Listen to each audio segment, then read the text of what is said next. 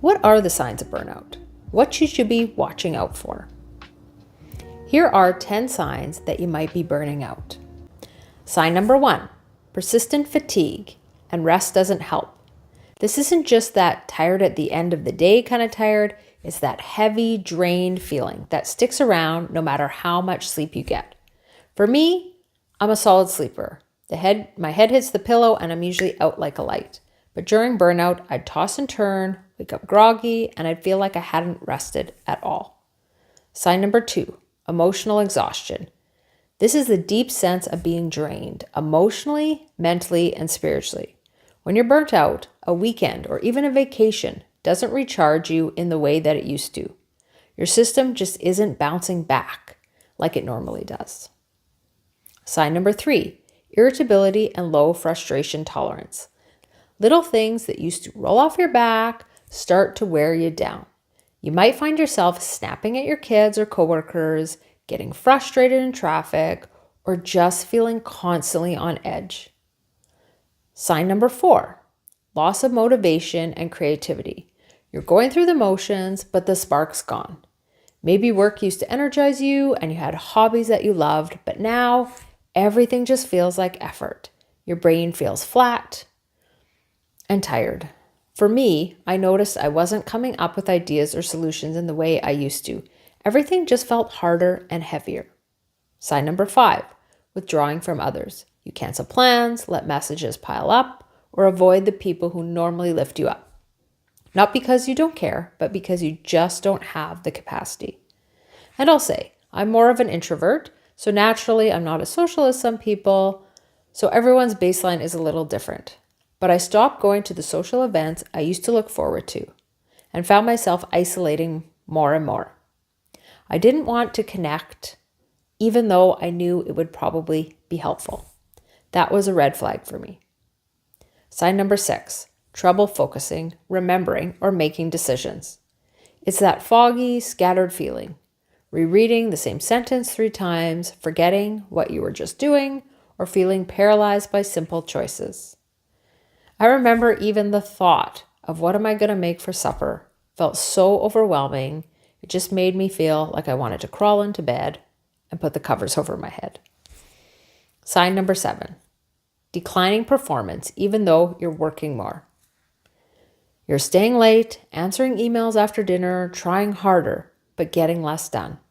Maybe you're making small mistakes or second-guessing yourself more. It's frustrating, and it can feel like you're failing. But in reality, your brain and body are asking for a rest. This showed up for me in feeling more and more responsible for the people around me. Like all the world's problems were on my shoulders, and I had to work harder and harder to fix and take care of them. I lost perspective on what was mine to take care of and what was other people's responsibility. Sign number 8, feeling emotionally numb or detached. Sometimes burnout doesn't look like stress. It looks like flatness. You're just going through the motions, not reacting, not connecting. And that lack of feeling can be one of the hardest parts to name.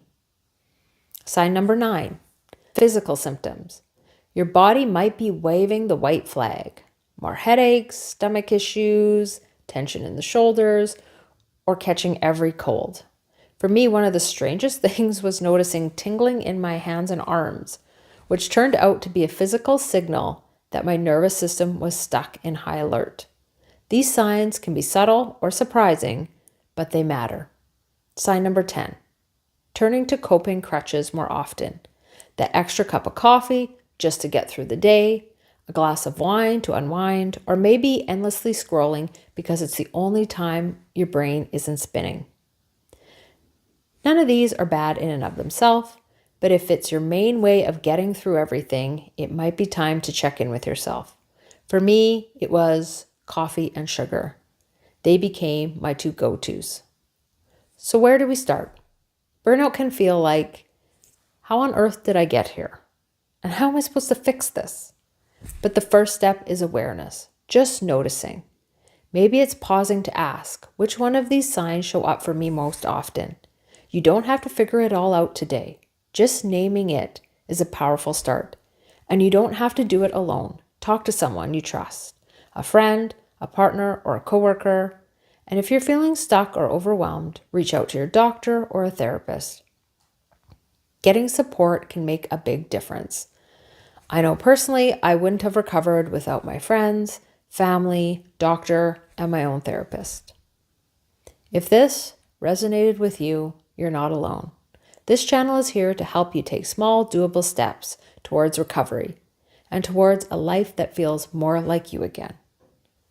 I'd love to hear from you. Let me know in the comments below. Did any of these signs hit home for you? In the next few videos, I'll be sharing more about burnout, including practical tools to help calm your nervous system and build burnout recovery habits in small, sustainable ways. Thanks so much for taking this break with me. I hope to see you again. I hope you have a wonderful day.